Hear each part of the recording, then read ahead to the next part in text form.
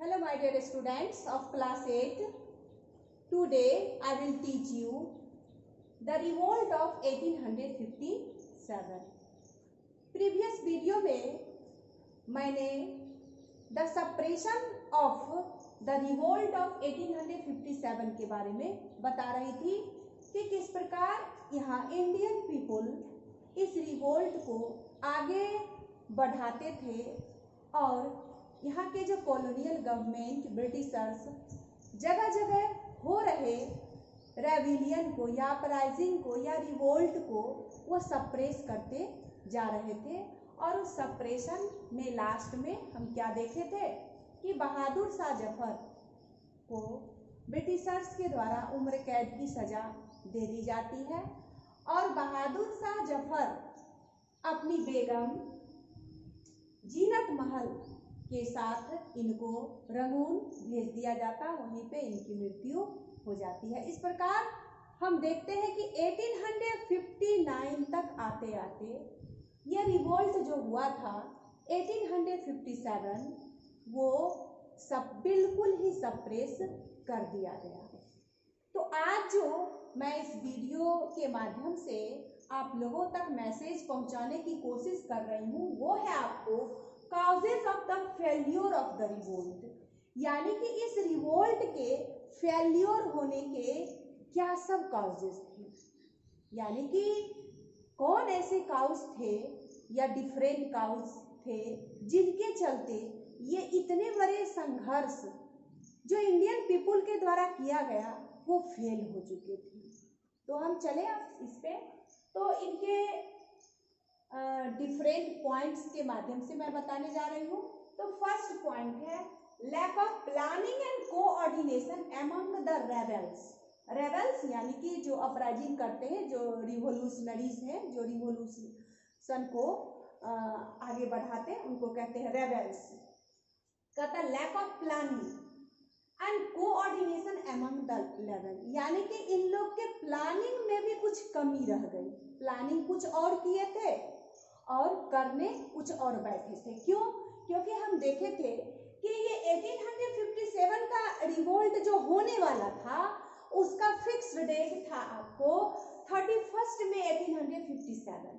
ये पहले से यहाँ के रिवोल्यूशनरीज के द्वारा फिक्स किया गया था कि हम लोग एक साथ पूरे इंडिया में इस रिवोल्ट को आगे बढ़ाने की कोशिश करूंगा और वो डेट आपको है 31 मई 1857।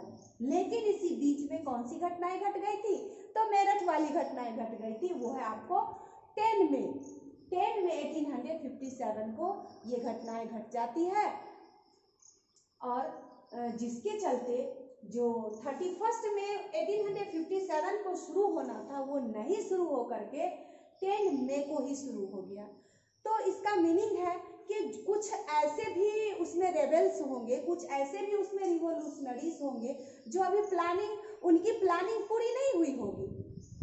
वो जो कुछ सोच रहे होंगे वो अभी तक उनका प्रिपरेशन नहीं शुरू हुआ होगा। लेकिन जब 10 मई को स्टार्ट हुआ तो वो लोग किसी तरह इस मतलब रिवोल्ट में शामिल हो गए होंगे। तो इसका फर्स्ट काउज आप देख लिए। सेकेंड काउज आप देखेंगे लैक ऑफ इफिशिएंट लीडरशिप। अब देखेंगे कि इफिशिएंट लीडरशिप की भी कमी रही। इफिशिएंट लीडरशिप मीनिंग है कि कुछ तो लीडर इसके बहुत ही अच्छे थे, जैसे कि आपको नाना साहब हो गए या रानी लक्ष्मीबाई हो गए, तात्या टोपे हो गए, कुंवर सिंह हो गए। कुछ तो इसमें अच्छे लीडर थे, लेकिन इसमें जो कुछ ऐसे लीडर थे जो शामिल तो थे लेकिन मतलब इफिशिएंट लीडिंग करने की कैपेसिटी इनमें नहीं थी। जैसे कि आपको हो गए बहादुर शाह। तो बहादुर शाह क्या थे? ये इनका जो लीडिंग था ये बहुत ही, इनका प्रोसेस बहुत वीक था।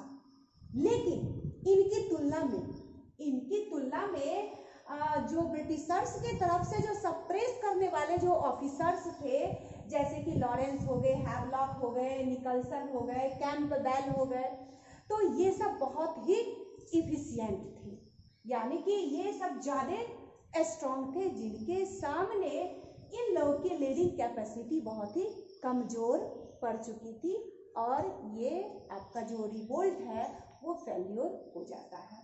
थर्ड काउज की तरफ हम लोग चले, उसमें है superior equipments and resources of the British. अब देखेंगे किसी भी अपराइजिंग को सक्सेस की तरफ ले जाने के लिए, सफलता की ओर अग्रसरित करने के लिए उसमें रिसोर्स की भी जरूरत होती है और उस समय इक्विपमेंट की भी जरूरत होती है और उस समय सारे रिसोर्सेज जो मेन रिसोर्सेज थे वो आपको ब्रिटिशर्स के हाथों में थी। तो अब इनके पास सुपीरियर इक्विपमेंट्स भी थे और रिसोर्स भी थे, तो और हमारे सामने क्या था, they are ancient weapons and equipments, और हम लोग के साथ में वही भाला बर्छी जो हम पुराने जमाने में एक राजा दूसरे राजा के साथ जो लड़ाई करते थे, वही पुराने इक्विपमेंट्स यानी एंशिएंट इक्विपमेंट्स हम लोग के सामने थी और ना हम लोग के पास उतना रिच रिसोर्स था जो हम नए इक्विपमेंट बना सकते थे। तो इस प्रकार हम क्या देखे कि ये इक्विपमेंट और रिसोर्स के चलते ही हमारा ये जो रिवोल्ट है वो फेल्योर होने की कगार पे पहुंच गया था। एक और नेक्स्ट है non participation of several section of the society. अब इसमें ध्यान देंगे, कहता है non participation of the several sections of the society, यानी समाज के जितने भी सेक्शंस थे, जो ही हमारे पास रिसोर्स थे, जो ही हमारे पास इक्विपमेंट थे, अगर वही इक्विपमेंट के सहारे अगर इंडिया के सारे सोसाइटी में रहने वाले सेवरी सेक्शंस के लोग अगर इसमें पार्टिसिपेट होते, भाग लेते, तो मुझे नहीं लगता है कि इस रिवोल्ट ये फेल्योर हो जाता। अब इसमें जरा ध्यान दें कि एवरी सेक्शन, यहाँ तक कि कुछ ऐसे इसमें सोसाइटी के लोग थे जो कि अपराइजिंग में साथ नहीं दिए, बल्कि वो किनका साथ दिए थे, ब्रिटिशर्स का साथ दिए थे उल्टे। यानी कि वो मान लीजिए कि हम लोग जो अपराइजिंग कर रहे थे, जो इसमें कुछ प्रोमिनेंट लीडर थे, उनका अगर वो लोग साथ नहीं दे तो चुपचाप बैठ जाना चाहिए, लेकिन वो लोग बैठ नहीं गए बल्कि वो अंग्रेजों का साथ दिए थे। उनमें some of the native states not only refused to join the several revolt but also active support to the British, यानी कि वो ब्रिटिशर्स का एक्टिव सपोर्टर्स बन गए। अब उसमें नाम जैसे मैं बता रही हूँ, such as the rulers of Gwalior, Gwalior के रूलर्स थे, रूलर्स ऑफ हैदराबाद, हैदराबाद के रूलर्स थे, ruler of Punjab and Kashmir, Kashmir और पंजाब के रूलर्स थे। और इसमें ढेर सारे ऐसे नाम हैं जो कि इस रिवोल्ट में अंग्रेजों का साथ दिए थे। तो उस समय पंजाब के जो सिख रेजिमेंट थे, जो बहुत ही प्रोमिनेंट रेजिमेंट माना जाता है, उस समय जब अवध में अपराजिंग होते हैं तो वहीं से रेजिमेंट आकर के ये लोग मतलब इंडियन पीपुल को सप्रेस करने के लिए इंडियन सोल्जर्स का ही ब्रिटिशर्स ने उपयोग किए थे। तो कहा जाता है कि ये जो आपका पॉइंट है non participation of several sections of the society, ये आपका मेन पार्ट है।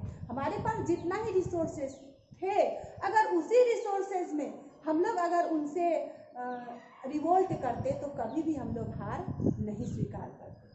अब नेक्स्ट है इनडिसिप्लिन अमंग द सोल्जर। अब उसमें कुछ सोल्जर्स ऐसे भी थे जो कभी कभी अंग्रेजों का साथ दे देते थे, किनके चलते, तो पैसे के लोभ में। तो अब इसमें आर्मी और जनरल्स के बीच में जो कंट्रोल एंड कोऑर्डिनेशन होनी चाहिए, वो कंट्रोल एंड कोऑर्डिनेशन नहीं रह पाता था। तो अब हम देख रहे हैं कि इनडिसिप्लिन ही इसमें भी मेन काउज की तरह आते हैं। अगर हम किसी भी काम को करने में इनडिसिप्लिन दिखाते हैं तो वो काम कभी भी सक्सेस नहीं हो पाता है। तो ये आपको आज का जो वीडियो था वो था causes of the failure of the revolt, यानी कि 1857 का रिवोल्ट क्यों फेल हो गए, उनके ये मेन काउज में बताई हूँ। नेक्स्ट वीडियो में जो इनके बारे में दिया हुआ है result and effect of the revolt के बारे में बताऊंगी। धन्यवाद।